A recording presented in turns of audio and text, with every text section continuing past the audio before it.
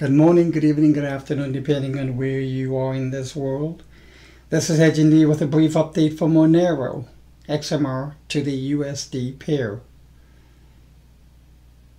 Despite what the sadist group has put out regarding Monero going to $18,000 in the next 5 years or so, I personally am a bit disappointed that they did not do probably a full disclosure they should have with regards to their significant buyers to Monero.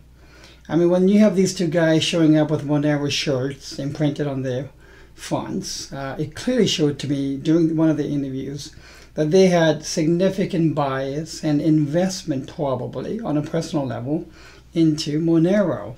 That should have been fully disclosed. I didn't see that in the report. If I missed it, my bad, but I didn't see it when I perused it. I didn't see any of those such disclosures anywhere else.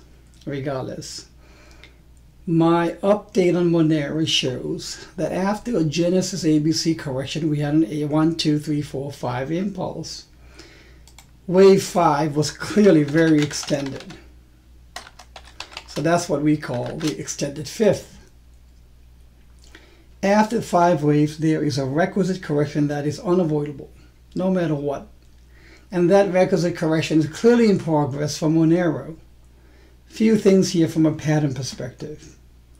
The downward pointing wedge shows that this is likely a leading diagonal that can be labeled as an impulse with a 4 and 5 overlapping. And given that it's a leading diagonal, it usually means that it's an A wave in this case. And if that's correct, then we can look at something like potentially as A, B, but where will the C go to? I think the C will go to the $26 range, maybe even down to the 3. Prior wave 3 at $13. But for now, I'm going to put it into this zone of support to at around $26. Why is that? Well, much of it has to do with the fact that not only are you looking to see a downward pointing wedge, but if I remove those trend lines for now, I think you can also discern a very clear head and shoulders topping pattern. And how does that exactly look? Well, if you look at the left shoulder, which I'm going to label as LS for this, and at the same time, the right shoulder, which is pretty symmetrical in this case, which I'm going to label as RS. And then you also have the head. That's why they call it the shoulder, head and shoulders.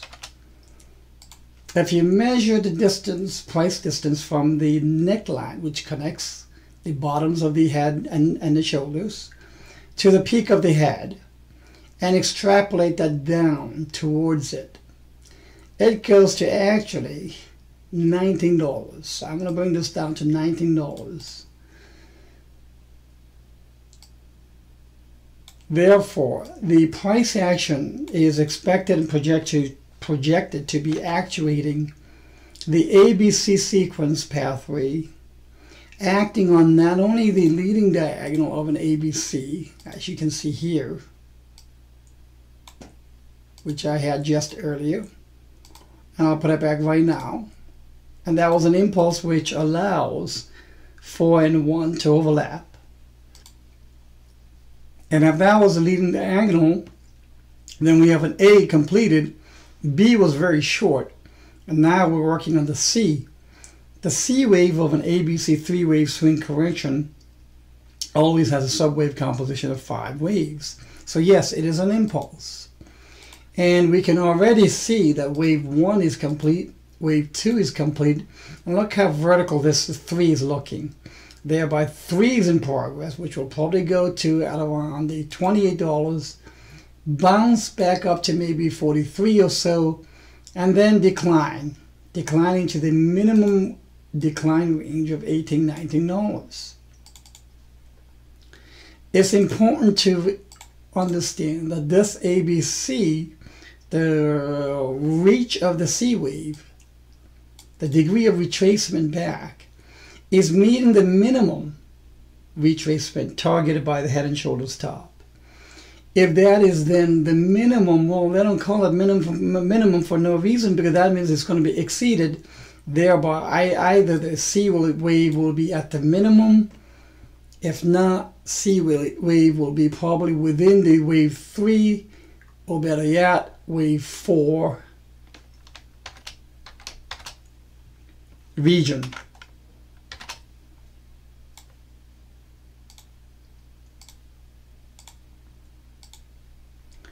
Disappointing as this will sound to many of you, as it is very understandable, it is just a matter of time.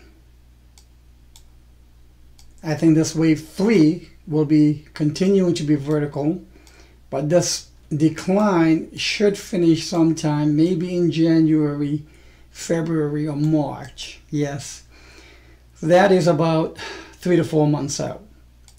But given how vertical this is, that is usually an attribute of a wave 3, which is usually the most extended amongst the 5 waves, or amongst the 1, 3, and 5 actionary waves. So you've got 1, 2 complete, 3 vertical free fall, pretty much. It does look like a free fall. Is in progress. 4 will bounce. Maybe the 3 will be up here. I don't know exactly.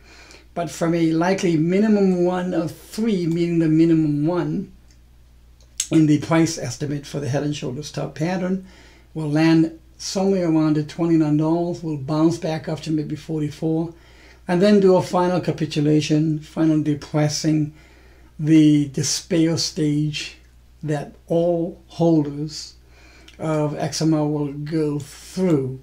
So what's clear here is that the correction is not complete. What's clear is that a significant support region in the form of this neckline has been breached to the downside. That means this wave 3 probably is about 2/3 complete. So we've got lower lows. We may get a bounce, absolutely. We may get a bounce back up to maybe $65 even. But in my opinion, that probably would be a good chance to sell the rallies, to raise the cash, to buy back at a lower price. Am I a gloom and doomer for cryptocurrencies? Absolutely not.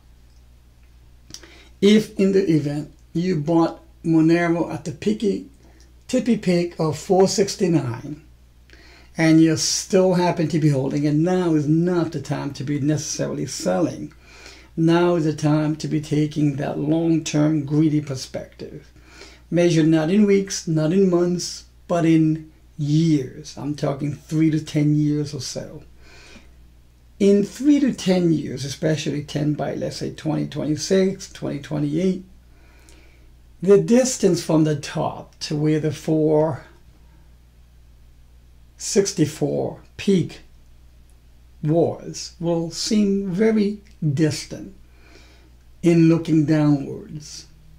And that kind of long-term greediness really enables you to say, yeah, I don't have to check my prices every day. I don't need to check my iPod or iPhone or Android for every 2-minute, 5-minute price checks.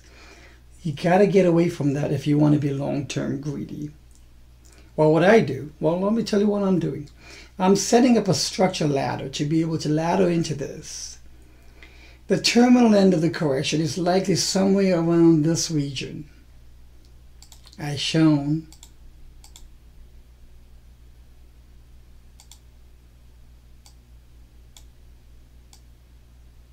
by the blue circle here. That means maybe I'll set up a ladder structure here. You never buy everything in one fell swoop. It's best to ladder into it. I see a lot of analysts using the same term nowadays. Interesting. I was the one who's been putting this out over a year ago. But I'm glad it's helpful. So bottom line in review, we've got a 5-wave rise that extended in 5th. We've got a left shoulder head and right shoulder head and top that is actuating because it decisively breached to the downside. This ABC means that it'll either go to the $19 range or back all the way down to the $19 range, or potentially the $28 range. But I don't think the $28 range will be the bottom of the correction. I think that's the bottom of wave 3. With wave 4 bounce, we'll probably go into this 20, very low 20 or the sub 20. Let's see how it goes. But then again, at the end of the day, long-term greediness will dampen the pain of a correction, especially for those of you for whom this correction is your very first. Many will throw in the towels. Many of the staunchest bulls of XMR will throw in the towels. Maybe even the sadist group, the two fellows, will even throw in the towels. Regardless, if you have a 3 to 10 year view perspective, that is what I'm talking about, long-term greediness. Most of 2019 XMR will follow Bitcoin. Most of 2019, in my opinion, will be spent on churning the price. This is not going to go down and V-make up to all-time new highs. I don't think that's how this bear market is going to work. But there is a bottom coming, and I think it'll exceed most likely the minimum and exceed into the sub-20s, maybe $18, $19, $17. I hope you found this to be helpful.